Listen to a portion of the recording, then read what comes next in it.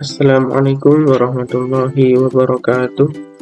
Saya Slamet Dwi Lianto dari Lokal 3 PAI A akan menjelaskan tentang filsafat pendidikan.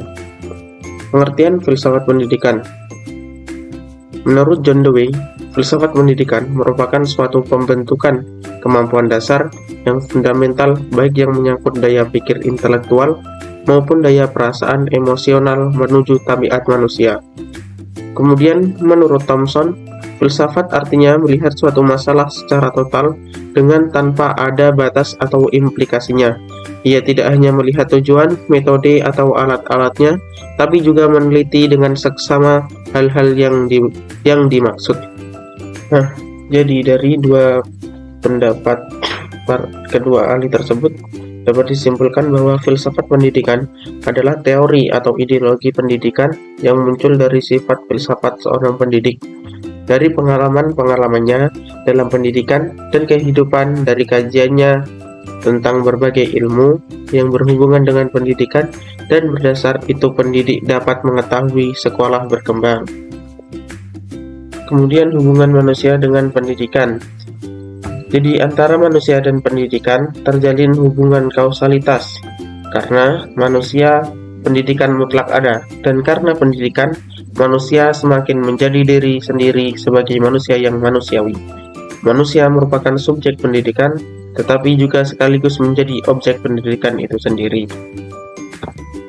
Kemudian macam-macam aliran filsafat pendidikan.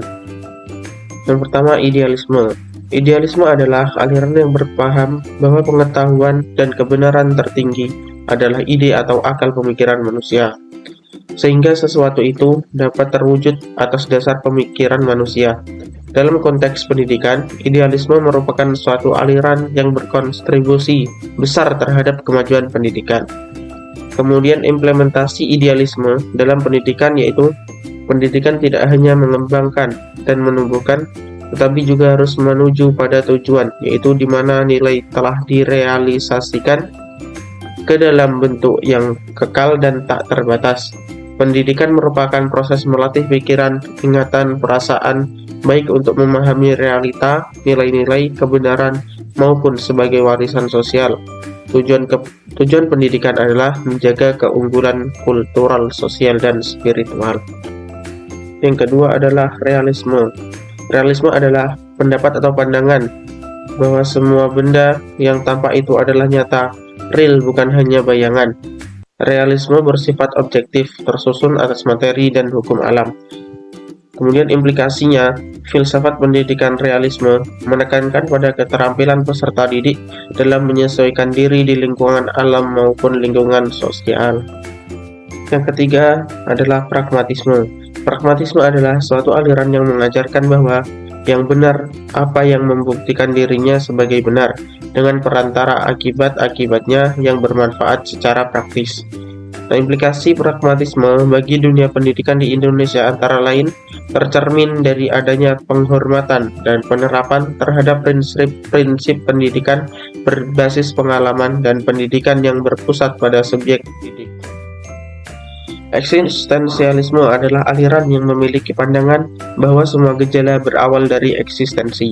Eksistensi adalah keberadaan sesuatu di dunia dan makna dari keberadaan tersebut.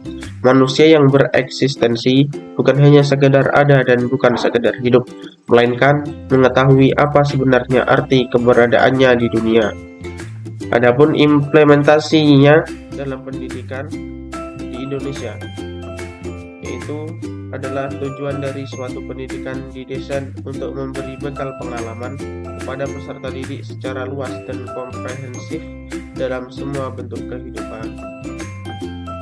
Kemudian yang kelima, filsafat progresivisme, yaitu merupakan aliran filsafat pendidikan yang menekankan kepada peningkatan kemampuan peserta didik melalui pengalaman kemampuan diri peserta didik atau kemandirian, dan selalu menunjukkan perubahan dari masing-masing peserta didik. Progresivisme ini dalam pendidikan ialah menekankan pendidikan demokratis dan menghargai berbagai potensi yang dimiliki oleh anak. serta pembelajarannya lebih berpusat pada peserta didik, sedangkan guru hanya menjadi fasilitator, pembimbing, dan pengarah bagi perkembangan peserta didik. Kemudian keenam, yaitu aliran filsafat perennialisme.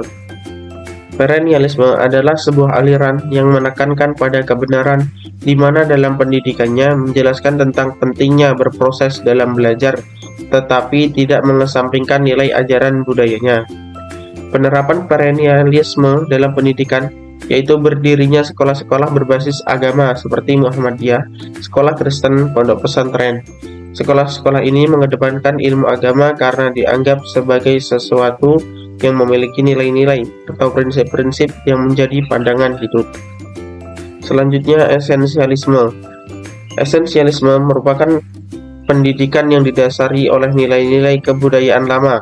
Aliran ini mempertahankan kebudayaan lama karena menurut aliran ini, kebudayaan lamalah yang benar dan harus dipertahankan tanpa harus membuat kebudayaan baru. Penerapan aliran ini yaitu dengan melatih siswa berkomunikasi dengan jelas dan logis. Keterampilan inti kursus harus dalam bentuk membaca, menulis, berbicara, dan berhitung, dan sekolah bertanggung jawab untuk memperhatikan penguasaan keterampilan. Selanjutnya, yang ke-8, rekonstruksionisme. Rekonstruksionisme merupakan salah satu aliran filsafat yang merupakan kelanjutan yang logis dari cara berpikir progresivisme dalam pendidikan. Penerapan filsafat rekonstruksionisme dalam pembelajaran pendidikan pada hakikatnya adalah membantu peserta didik untuk menjadi generasi yang utuh, yang pandai dalam bidang pengetahuan, bermoral, berbudi luhur, peka terhadap orang lain, beriman, dan lainnya. Selanjutnya, yang ke-9 adalah aliran Marxisme. Dalam filsafat pendidikan berpendapat bahwa baik kaum buruh maupun kaum pemilik modal, kedua-duanya berhak mendapat pendidikan yang layak guna membantu mereka manusia meningkatkan kesejahteraan hidupnya.